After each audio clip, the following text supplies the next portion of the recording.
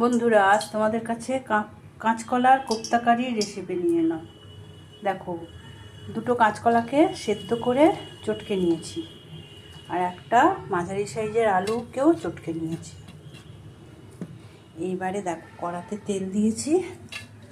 এটা আমার পুরটা হয়ে গেছে।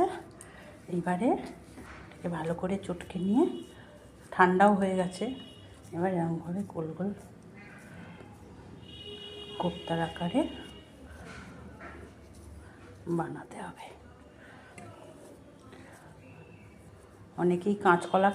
দেখো বন্ধুরা, এবার আমি এটাকে গোল গোল করে কোপ্তার আকারে গড়ে নিলাম। এবার কড়াইয়ে তেল দিয়েছি, এবার এগুলোকে ভাজবো।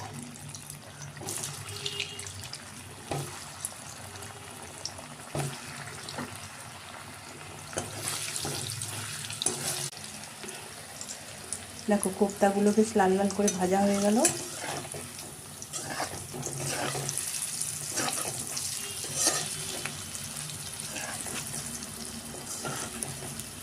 আর আলুটাকে সেদ্ধ করে রেখেছি।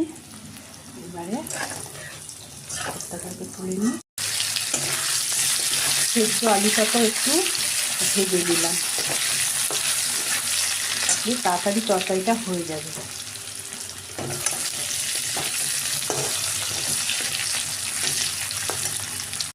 এবার ওই তেলে দিলাম তেজপাতা আর একটু জিরে ফোড়ন।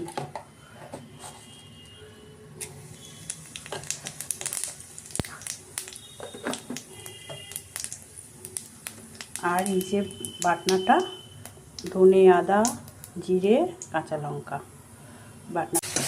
এবারে দিলাম নুন, হলুদ, কাশ্মীরি লঙ্কার গুঁড়ো আর একটু চিনি।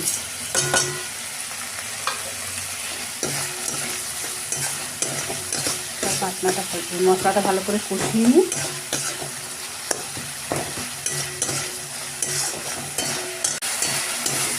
মশলাটা বেশ কষানো হয়ে গেল। এবারে আলুগুলো দিয়ে দিই।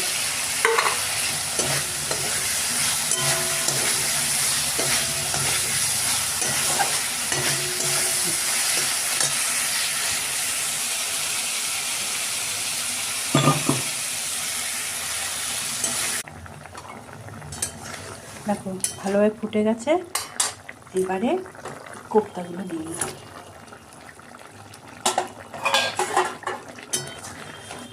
হয়ে গেল আমার। এবারে ঘি, গরম মশলা দেবো।